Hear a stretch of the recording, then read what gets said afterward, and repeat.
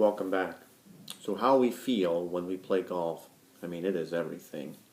And golfers, obviously, you're a golfer who wants to be a more consistent golfer, and when you'll be that more consistent golfer, you'll be feeling better, amazing, really good.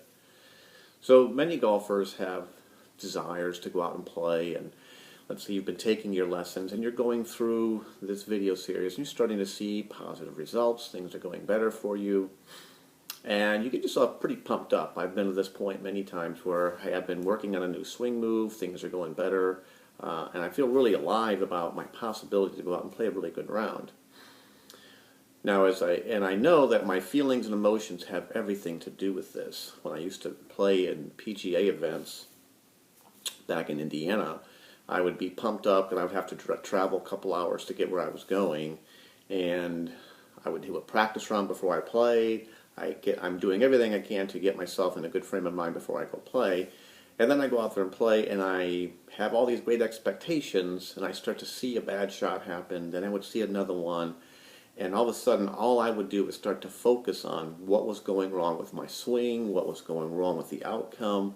My emotions plummeted, and the rest of the round just went straight downhill. Even when in my book, Awakening to Golf, I write about the time that I passed my playability test. And really it was the point where I had failed at several of those attempts prior to that, into the final one that I did pass, because to be a PGA member you have to pass this 36-hole mark of a score you have to shoot. And I previously had failed it, but in this example, or this one instance when I finally passed, basically another pro of mine, a friend of mine, showed up. He had driven over 2 hours down to central Indiana to see me.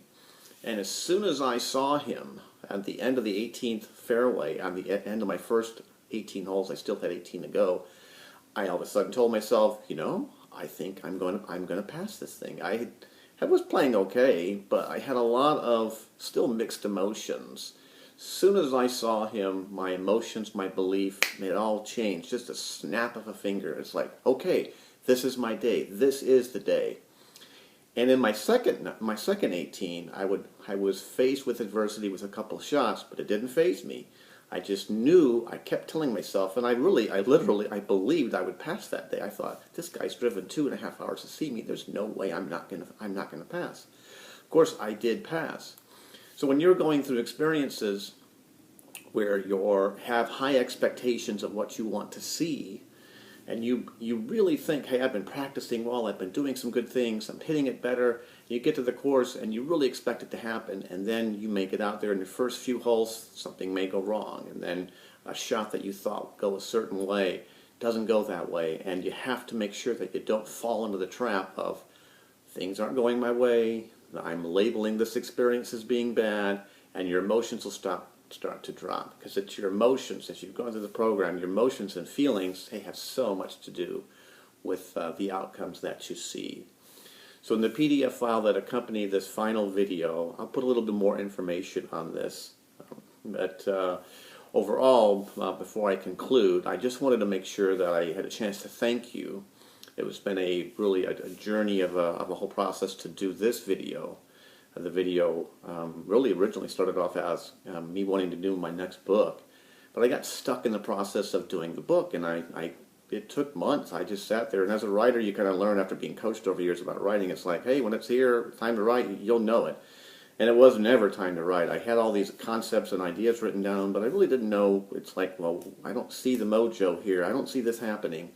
And finally, the idea of this video presentation came across, which kind of goes as like, I'm thinking like, well, I got to step out here a little bit more. I'm trying to expand people more. For me to get in front of some camera and explain my ideas and concepts even further, although I know they're universal truth and they're solid concepts, and this is basically how reality works. It's a leap of faith here. So once I grabbed onto that idea, because I kept being nudged really from a higher consciousness, higher aspects of myself, it's like, and the more I thought about it, it's like, okay, this will be fun. It has been a fun experience. It's taken many months to go through this, just to prepare for it and put it together, but it's been a lot of fun. I've had a great time doing it, and I just appreciate your taking part in the experience here, and hope it has started to expand you, I do hope that consistency in your golf game will start to just be really the minimum. If you start to understand how, how your essence and how you approach things, how you focus things, where you focus your attention, all these things that we've gone through, you start to see how they affect you so much. And if you start to really embody these ideas, you'll start to see, hey, I have control of the situation. It doesn't have to control me so much. So we never take away the idea that I've taken a lot of lessons, watch your golf clubs, everyone, golf is such a journey. You'll be at a journey for playing golf forever. Everyone loves golf. And trying to improve on it is a journey forever also. I mean, I've been trying to improve for 42 years. So that's just part of the process. But enjoy the journey, embrace the journey, and continue to try to expand. And remember, your feelings and vibration have everything. They're just the most important thing that you can control when you're out there playing.